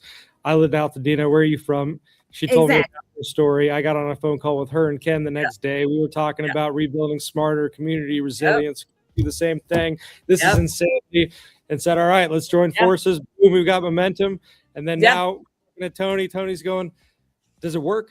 And then she sees the demo, and now she's telling the fire chief, and I'm saying, let's go. Right? I know. And I was like, the first time we had a Zoom, I was like putting every stakeholder I could think of, including GER3, that is a home hardening nonprofit, and they're so stoked about this. I saw them last night, and I knew that if we put enough stakeholders together to see the value of this, we're going to accelerate how we can get this deployed for us. Yeah, because definitely. I'm sorry, I refuse to see the other communities benefit off this technology while Altadena is strapped and saddled with the cost of water-based fire sprinklers that we know will not work for this again. Stupid. Right. That's stupid. The acoustic suppression over water suppression flag in Altadena. And this technology is going to inform the rest of the world. We're going to do the same thing as well in Palisades. It's LA. We were both affected by this at the same time. This is, it just amplifies for us to inform change. And you guys know how I feel about Altadena because my parents bought our house in 1968. So that's how long I've been an Altadenian. I am going to scream it off of every mountaintop and be in everybody's face. So whatever you need me to do, Remington, just be like, oh, we need Toni to go talk to this person. I guarantee you in a day or two, you're going to be like, dang, she got in there. She talked to those people. But we are going to do this because this is a no-brainer. Right? Like this is the future of all communities. And when you talk about, we hear that new homes, you can't have gas. You have to have all electric. You have to have water sprinklers and you have to have solar panels. Duh. Let's get rid of the water sprinklers altogether. Solar, fine, and add this so that it can be tied into the solar and that battery is fueled by the panels or whatever. But let's make this part of that all brand new building technology and zone 0 and zone 1 and all of that. It should be part of that whole package, right? And if whatever we have to do, we've got Remington and the founder who have created and getting it to market. We've got Allison who is Miss Policy. I told her the other day, she was like, but Toni, we got to do. I said, no, I don't have to do nothing. You do. You policy girl. I'm the talker. I will talk to whoever and get you an audience with them. But you are the policy person. I could care less about all the policy stuff. That's your thing. So whoever has the niche, let's get it. So I'm super excited both of you were on. Thank you, Allison, for reaching out to Remington and you all collaborating together and bringing it. And then you pulled me back in, Allison, because we got other stuff that we're doing too. But however we can do this as a community in Remington, you as an Altadenian also living there and all of that, and growing up in Pasadena, you're a Dena person. You know, you've been in our mountains forever, whether it's top of lake, going up to Mount Low, Rubio Canyon, Cheney Trail, whatever. That's all the stuff that we do. So if we can get this done and you can get certified because there is a squeaky wheel, this person right here, right, that gets oiled by everybody before 12 to 18 months, let's get it in. Yes, ma'am. By the end of January, Toni, I'm going to put that backpack on you and light a bigger fire because that's what you want to see. The 25-pound one, yes, and I put it out. Because let me tell you what I told Remington the other day. Anyone wants to wear the backpack, put out a fire. I want to see a huge fire. I don't want to see a juniper again. Like I saw it and I believe it, but I want to see a big, big fire. And let me go with that backpack. And if y'all, we will go live for that too. Absolutely. So that's happening in March when we have our backpack that's 100 times more powerful than what you saw. That's what our aerospace, NASA trained engineers are working on out in our headquarters in Ohio. And we're taking it out of the lab, bringing it straight to Altadena, and we're going to do exactly that. So look at coordinating that with you. In the meantime, yeah. Hey, we'll get a strong man behind you. Let me just tell people this. I think I said it the other day, but I walked up to it. Remington had the backpack on, or not you, the other guy, because you were like, here, you put it on. And it's a 40-pounder. No, the first time when you had it on, before we did the house part or the juniper by the house, we were doing the pan of alcohol. And I walked up and I put my hand at the bottom of where it emits the sound waves. You all, it felt like cool air. That's it. It felt like a leaf blower, which is, he said, it's a modified type of leaf blower, but it felt like cool air. It's very gentle though, not like a massive air. Crazy molecules. We're not pushing wind. It was a breeze, like cool air. And I was like, oh, wow. It was cool air. And then they went over, he relit the thing and, put it out. And even when he was close to the alcohol, I forget his name, he couldn't load the torch though. I mean, he couldn't light the torch because the sound waves kept putting it out as soon as he tried to light it.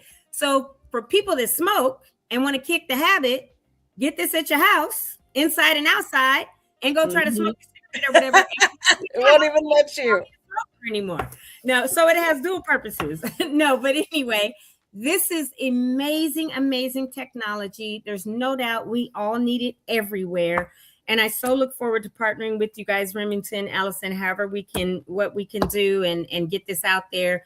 Next time we go live, March or whenever, we will go live again on the show so people can see it and maybe even invite some community members to it. We had some there Tuesday, but a larger scale demonstration that the fire services will be at because it'll be controlled in case it didn't work, but it'll work.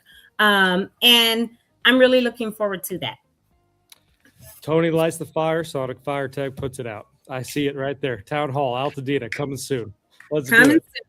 Well, we're here for you, Toni. We're here from everyone in Altadena. This is home base, and the technology is going to get just better and better from here. So we're looking to show it to everyone we can, and a reminder to all, they work for us. So let's do our job and tell the people what we want. Thank you. Oh, you know what? Here's one question. I did want to check that before.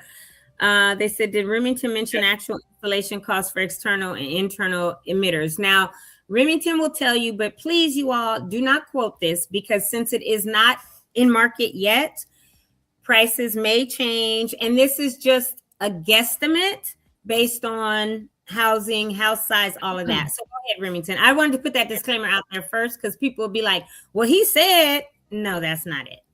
Yeah. May I just really quickly say why we committed to 5,000 units?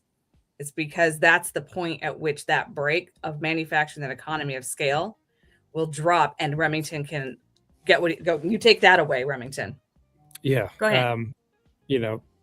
Prices are going up everywhere. So yeah, the tariffs are a challenge. Rare earth metals are used in this system. But our goal is, and we're designing this at that 5,000 unit manufacturing level to be at a price point of 1% to 2% of your home's value. So that is in line with a year's insurance premium or the interior-based fire sprinkler system and the booster pump required to provide you the appropriate pressure. Right now, we are selling the units for $65,000, the acoustic generator, and installation is varying between $50,000 and $100,000 or so.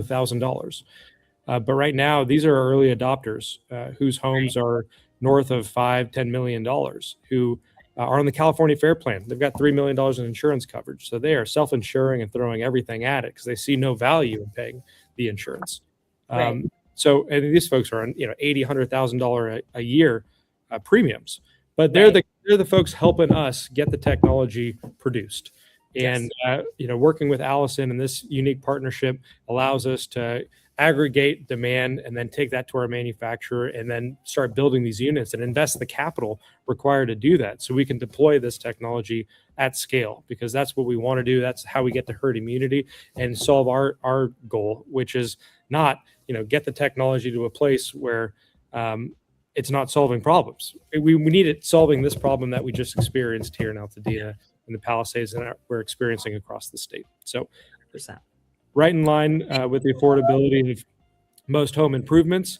And hopefully if we're successful as a community with rebates and incentives from not only our county, but our state, but also our insurers and our utility partners who are all stakeholders and hold the loss equally to us. So from a financial perspective, it makes sense for all. It's the affordability, the long-term affordability is what is also needs to be considered because of lower insurance costs and all the things that Remington just said. It is a long-term affordability because at some point we know if we build back like regular with no exterior suppression, just the interior suppression, they're not going to insure anymore. We're all going to be stuck with the California Fair Plan. Yeah. And it's not a fair plan. but Okay. we've got to, if technology is evolving, then we must evolve with it, meaning insurance and everybody. We can't continuously have new tech, and be terrified of new tech, right? And never evolve and want to stay the same. So if we don't, we will be left behind, or we will be uninsured, or whatever. But if I like the idea of self-insuring, and if self-insuring means I have a fortified home because of, everything that's considered fortified, from my eaves to my doors to my windows to spraying the whole entire house and the roof with this stuff, and then having this, I'm self-insured. My house will likely never burn. And if I do have insurance from a company, they would still insure me, and I get everything that I'm supposed to. So I love that. Thank you for saying that, Remington, and Allison for bringing Remington, although he's a Dena person anyway, but this technology forth, and everyone is together. I'm super excited about the partnerships and seeing where this goes. I'm excited about the next demo. I'll let you know soon what that chief says when he's looking to do that in January or whatever, and looking to hear when my brother comes back from Sacramento to let you know that too, or Chief Bigelow says, yeah, let's connect with them, have some demos, with CAL FIRE or whatever. I would love for them to say, we need a couple prototypes that we need you to loan us so that we can use them in the field in a fire.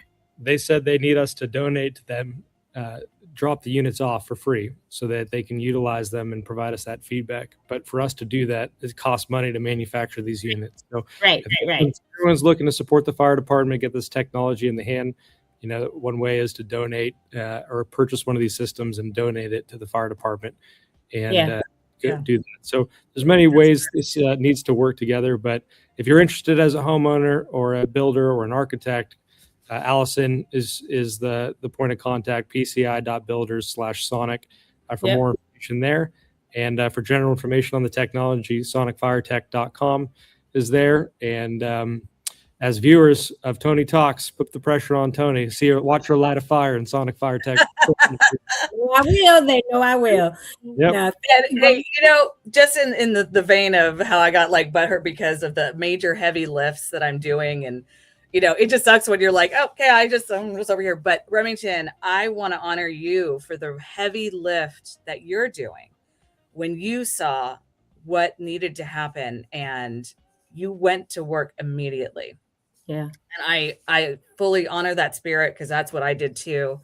And the synergy of your passion, my passion, Toni's passion for the community and for doing things differently and protecting the future. I just want to honor you for that heavy lift. This is not easy. You're working so hard and putting in so many hours. And I just want to thank you. I just feel very blessed that I found you and we found each other. And you know what? Let me just piggyback on that, Allison, because yes, the fire was January 7th. We are about 3 weeks away, right? So in 11 and a half months, you've done this, and you're talking 12 to 18 months before to be ready. I don't think so. I think this is going to be maybe in less than 12 months, where we will see this on one of the new builds, and we will see the fire service with some, because the group of passionate people, you, her, me, Ken. It's crazy. And I met him many months ago through Kendra, and Kendra's passionate, but Kendra can't always get involved in this stuff because she's got so much on her plate with these builds, but she's always looped in. And yes, when I asked her to come to the demo Tuesday, she said, I'll try. She said, but we had spoken on the phone a week before. She said, but I don't need to be there. I said, why? She said, I've already seen it in Amsterdam and we need this here. And then she still said she was probably going to come. And that morning, once I actually got there, I got a text from her saying, I'm sorry, one client's leaving, another one's coming in. I'm basically double booked. I can't make it. I was like, no worries, because she has seen this in action in Amsterdam, in a whole nother country, and was like, we need it. So she's like, however I can throw my support behind it, I'm there. So just know that yes, you've got a lot of passionate people ready to help Remington with whatever you need, Allison, Ken, me, Kendra, whoever. And we'll see it probably in the next year come to be. And like they've been saying, oh, this is the first house that's got its permit. Oh, this is the first house that they got their occupancy certificate and they're moving back in. They're going to be like, oh, this is the first house that has sonic fire tech. And basically they've self-insured and it's not going to ever burn, right? I look forward to seeing that sometime in 2026. Absolutely. It's happening, and a lot of momentum is going to show in early 26 ahead of us. So, but this all wouldn't be possible, without our founder, Jeff Bruder, and his team, and the former NASA engineers working on solving space challenges for the last 15, 20 plus years. This is just taking a technology that was designed to work in that environment and bringing it to Earth, where we've got enough problems to solve for here before we start exploring other places. So, let's do that here. But it really is them that created the technology. But like I said, and what I learned at MIT is invention plus commercialization equals innovation. And so I'm honored to be at the commercialization front in a partnership with PCI Builders to bring this technology to Altadena. Thank you. I will say goodbye, but before we say goodbye, there was one other question popped up that says, what's the estimated lifespan of the home systems? So speaking about NASA trained engineers, they design with redundancy and for something to operate running continuously for a minimum of 15 years with limited maintenance or not any maintenance at all. And so we're designing with redundancy and equipment and mechanisms that are rated to run continuously for a minimum of 10 years. But mostly minimum of 15 years.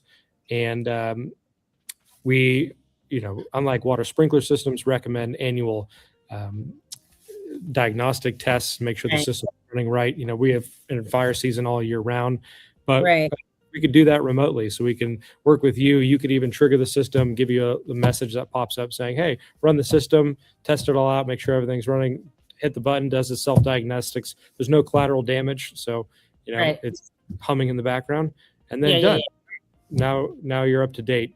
And this is a new technology. So as we continue to improve the technology, we want to come and update the technology and make sure that you have the best available. But we're not designing this to fail. It'll be replaced every year. And it's not susceptible to corrosion like a metal is and a water sprinkler system is. So there are so many advantages to that. But it is a technology and it will require updates to your benefit, but at a cost that's not significant. Yeah, and maybe even that's built into the purchase, right? When they purchase it, there's some kind of maintenance that says in 5 years, 10 years, 15 years, we'll need to come in. Because again, this is new. You'll know more. There'll be new iterations. And maybe there's a maintenance package built in that's part of the purchase agreement, knowing at least for 10 years, you don't have to do anything. Then in 10 years, we'll need to come in and do A, B, C, and D, right?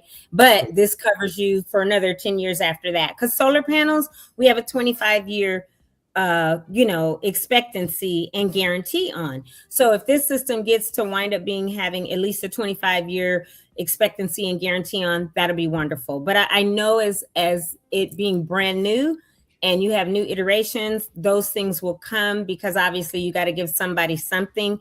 And that will be by the time that 12 to 18 months or 8 to 12 months and you get the first system in, those things will be worked out as well. So again, that's a guesstimate, 10 to 15 years, but hopefully it's 25 plus and they don't anticipate it will fail. So Exactly. It's a lot less maintenance and checks. We should be testing your fire sprinkler system every year. And you have to check for leaks every year. It should get flushed. There's so much maintenance that we need to do around water-based fire sprinklers that most people don't do. yeah, So I'm just letting you know, this will be way less than that. And it'll be digitized so that you can check on it. They can check on it remotely. you have an app on the phone, right? Oh, yeah. And pretty soon you'll be able to tour Sonic Fire Tech in one of PCI Builders model homes coming soon. Yeah. Good job. Another goal for 2026. These your hints, and I'm gonna be like, Allison, you already know. You better text me and tell me where to be and what time. But I will. I'm not doing anything without you, Toni. You know that. I'm letting you know about everything. No, well, yeah, because then we have an audience and we can get this information out, and that's what's so important. Because on our live on Tuesday, because of all the hard work Allison did and invited people, some showed up. KNX showed up and did their story. And even though she was like, they left me out, no, we had Congressman Gil Cisneros that she invited.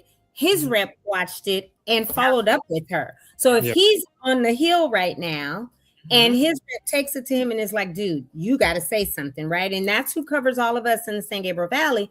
Then it's getting in the ears that it needs to. So even though KNX might have left you out and had me and Remington talk, that was so much more.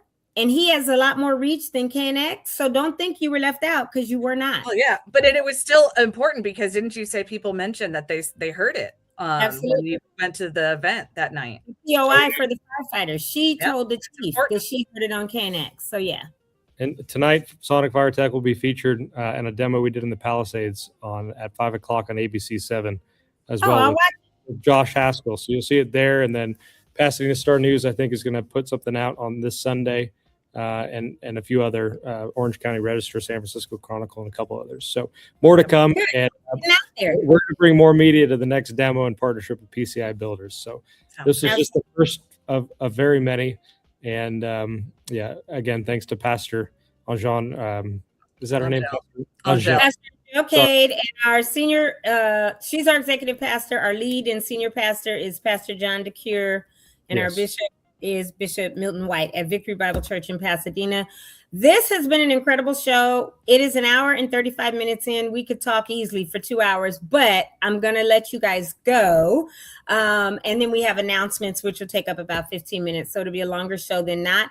But this is the first of many of these as well. We will be at any demos you all do, and we will go live. And then we'll have you come back and recap that stuff even afterwards, because here we are and we're going to be here. So let's continue to get this out there. Let's continue, as you said, not to beg or ask, but to demand that this technology, if they want to mandate sprinklers, let this be a mandated technology that really save homes and lives, right? We lost 19 lives in Altadena, plus in Palisades lives.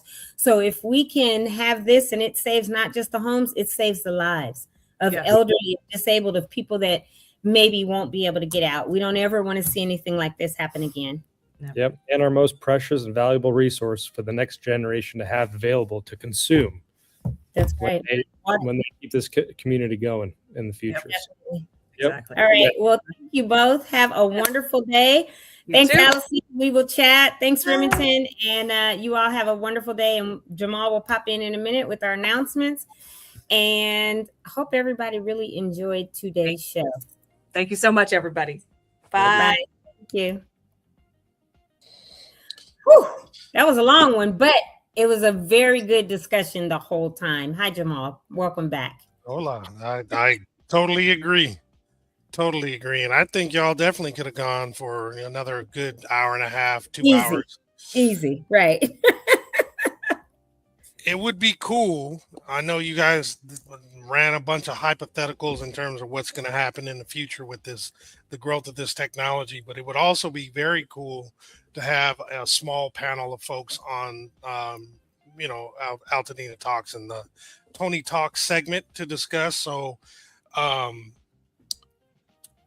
Remington, Allison, some folks from fire, some maybe, a fire department or multiple.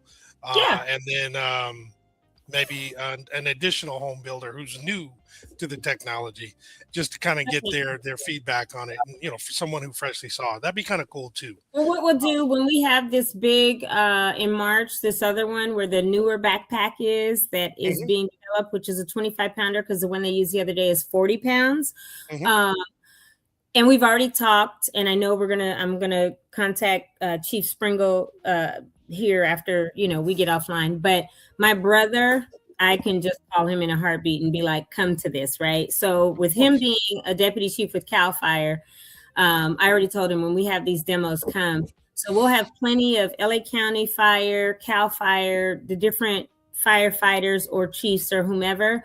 And that's why I told Remington, I don't want to see a little juniper fire again. I've seen it twice. Plus what they have, I want to see a real fire. Not that these aren't real fires, because they are. They're alcohol and gas. But I want to see like a big fire, a pallet fire, something that's big, right?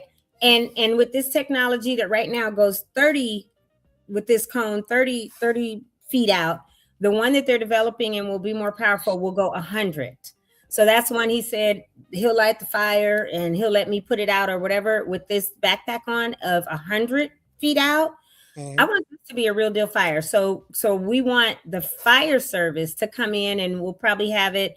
There's one in Pomona, there's one in East LA, but where they do the training for the firefighters when they become new firefighters, and they set controlled burns and all of this, but they set these fires.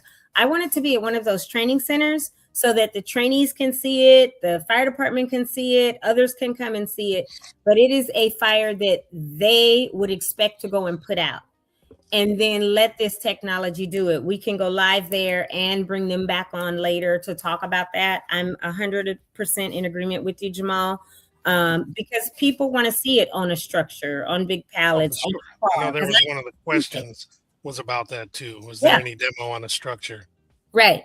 And what we'll do when we get ready to do that, we'll invite people here, and if they can come out, and they'll see it on a structure, they'll see it on a car. Because on Tuesday I asked them, I said, what about car fires?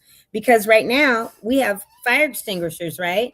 I have fire extinguishers for my car and for my home, but they're different. And that could also help with that. If this, and I asked them Tuesday, will you make little ones so that people can have them? If they can't afford right away to get everything inside and outside their house, can they have a smaller type of fire extinguisher or an extinguisher, something? I mean, but it's in the same format. I mean, right? So people have fire extinguishers near their kitchen or whatever in case there's a fire. So if they have one that instead of emitting the foam or whatever that comes out of the extinguishers, if it's just some sound waves, I mean, again, you eliminate having any additional types of damage besides the fire. Because like we've mentioned before, water does a great job of getting rid of fire. However, water in and of itself can damage stuff. Water can be put on everything, and that's too. And that's what happens when it's a large structure fire. It's put on everything to make sure it's put out. Right. So that'd be great technology. Water won't put it out or will make it worse. You have to have this foam or this or different stuff. So if this an alternative methods knocks out everything, then that's great. So I did ask him about that, and he said, Toni, you're a little bit ahead of us.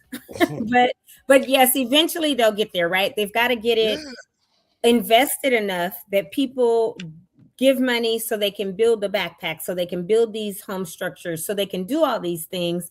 And then, yes, as it goes to market and communities get them and the price point drops, then they can invest in the technology to have, maybe smaller fire extinguishers or all kinds of alternatives for people. So I'm sure there's going to be a lot of technology with this, a lot of different types of models and products that will be developed from this technology.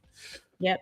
It's amazing he had access to it though, too, because the average person, even if you wanted to, can't just walk through and look at all the different designs and things that were made for space. The average person couldn't do that. So it's nice that he had that reach to even begin this conversation. Even begin this path or this voyage.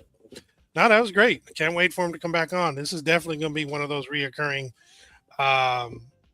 topics, and we're going to love to see the progress of it because it's going to be better and better, especially when you're out there on a video with one of those backpacks on putting out fire. Telling you, because you guys know I'll be like, hey, look, or whatever, right? Like all the energy I had last week, I'm gonna be like, yes, let me go put this fire out. So you guys know I'm a little bit cuckoo, but no, it'll be exciting. I'm excited about it. Absolutely. All right. Well, I'll jump into some of the announcements and then bring you back on, and here we go. We'll close it out.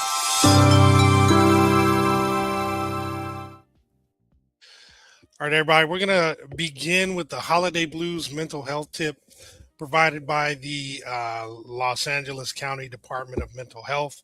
This is an ongoing theme that we have, so just a few items to kind of keep in the back of your mind during these holidays. First of all is to give yourself the gift of self-care, maintaining a daily routine that ensures time for regular sleep, meals, and exercise. The second one is don't overcommit. Choose activities and people that bring you comfort or joy. The third tip, manage financial stress. Create a simple budget for gifts, gatherings, and activities. And the key here is to stick with it or stick to it. The fourth tip is to acknowledge your feelings. It is okay not to feel joyful all the time. Give yourself permission and grace to experience your emotions. And the last tip or bit of information is reach out for support. Talk to your therapist, a friend, or trusted loved one. If things become overwhelming, call the LA County Department of Mental Health 24 hours a day, 7 days a week. Their 24/7 hotline, helpline. It's 800-854-7771 for support. All right, cool.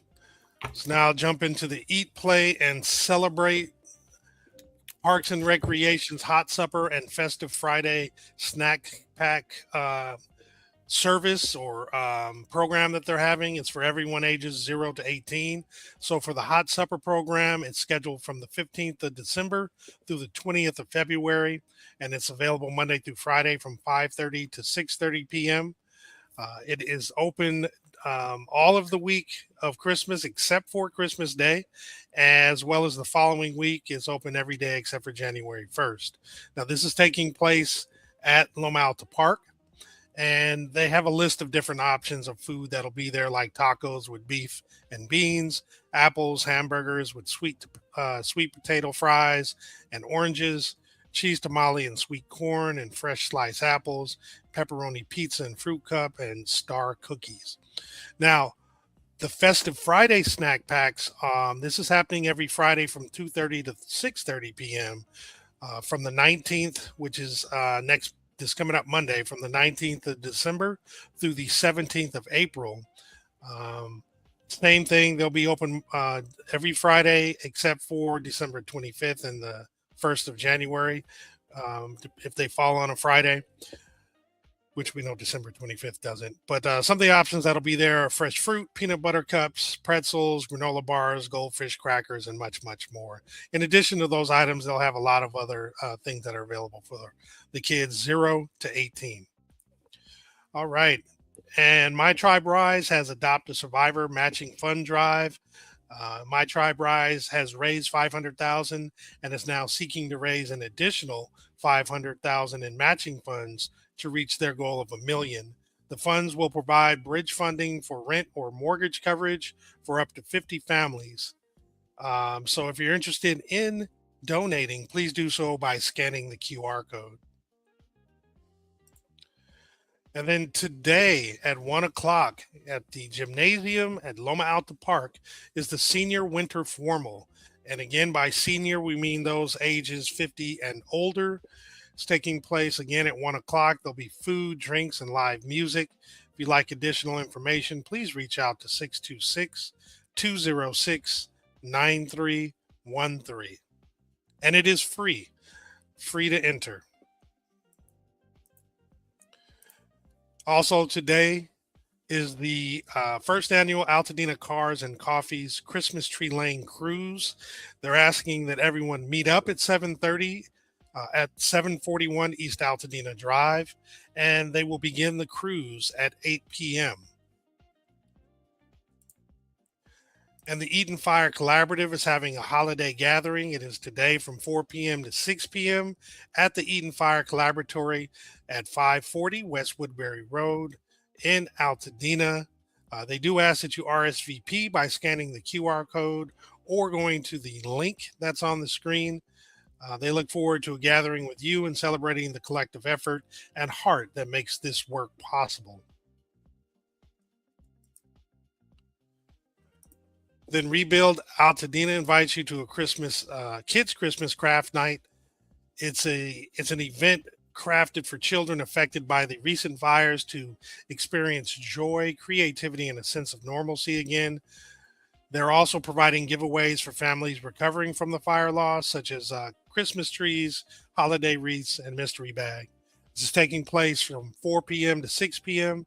at 129 Marengo Avenue. Also today, from 6 p.m. to 8 p.m. at the Paseo Outdoor Mall is a men's healing circle provided by Dina Heals with Yancey Cummins and Mike De La Rocha. This is at 300 East Colorado Boulevard, Suite 151 in Pasadena. And to RSVP, please go to bit.ly/D as in Dina, H as in Heels, sacred lessons. Now, they also have an event on Saturday. This is going to be a free yoga class provided by Yancey Cummins. It is again at Paseo Outdoor Mall, 300 East Colorado Boulevard, Suite 151. The doors open at 9 a.m. and the class begins at 9:15. This class invites you to slow down, release tension, and deepen your connection to each posture. Perfect for all levels. Slow flow cultivates presence, strength, and ease through mindful transitions and mindful pacing. To RSVP for the yoga class, go to bit.ly/D as in Dina, H as in Heels, -yoga. And the home of King and Queens is having their 5th annual toy giveaway. It's hosted by Fair Oaks Burger, and it is taking place there at 2560 Fair Oaks Avenue in Altadena. It's taking place on the 21st, which is Sunday, from 2 p.m. to 4 p.m. They're asking that you bring kids to receive a toy, have fun making a hot chocolate reindeer, enjoy their treat booth, which with a whole bunch of stuff like strawberry and apple slice dipping. And they do ask that you scan the QR code in order to register, or you can send an email to homekings@gmail.com. And it does say that all ages are welcome, and they're asking that you bring your family and your friends. So on the 20th, on Saturday, the Altadena Cookie Company is providing a Christmas party. And if you actually attend, you can visit with Santa, decorate a cookie, and have hot chocolate from Unincorporated. They have time slots available from 10 a.m. to 4 p.m. And you would register by going to altadenacookieko.com. And the location of the cookie company is 3027 Lincoln Avenue. And then Holiday Cheer and Candid Rebuild Chats is taking place this Saturday from 3 p.m. to 7 p.m. It's in La Cañada, Flint Ridge. I don't know why I'm having so much trouble saying that. At an address that will be provided if you're interested in going in when you actually RSVP. You can RSVP by scanning the QR code or going to the link at the bottom of the flyer. There will be holiday dinners, treats, and warm beverages, a welcome space to reconnect with neighbors, key officials, and industry professionals. There'll be tribute displays honoring a community resilience, as well as open conversations about recovery and renewal. There is an additional way you can register, and you can do so by sending an email to sustaineco@yahoo.com. And the folks at Harambe Performing Arts are presenting Bethlehem, an original hip-hop musical written and directed by Courtney Lindsay. It's taking place this Saturday at John Muir High School, which is at 1905 Lincoln Avenue in Pasadena. The doors open at 6 p.m. and there is only one show.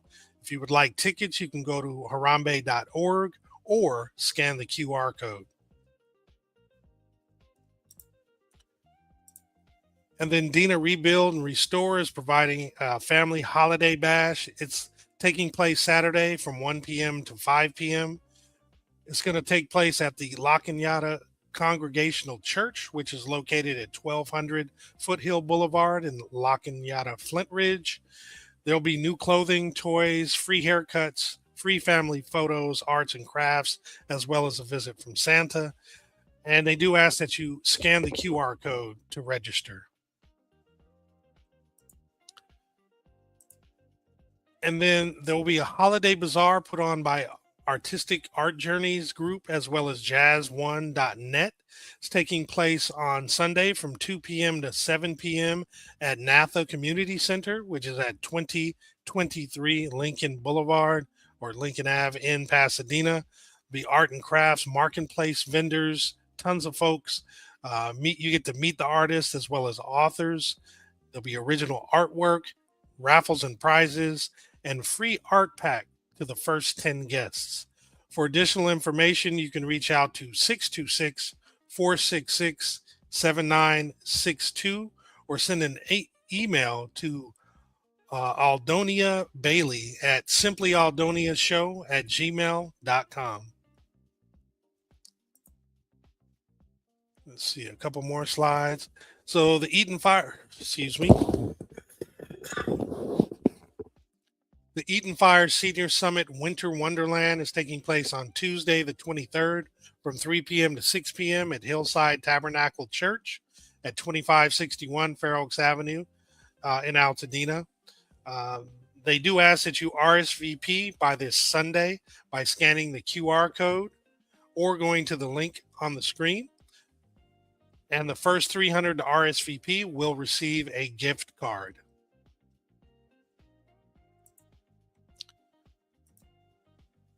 Now, Float Fest, a Rose Parade showcase, is something that Toni had mentioned either yesterday or the day before. The tournament is actually providing complimentary tickets for fire-impacted residents. If you're interested in getting your tickets, you can go to tournamentofroses.com/resident tickets. And there's a series of steps you have to go through to get that.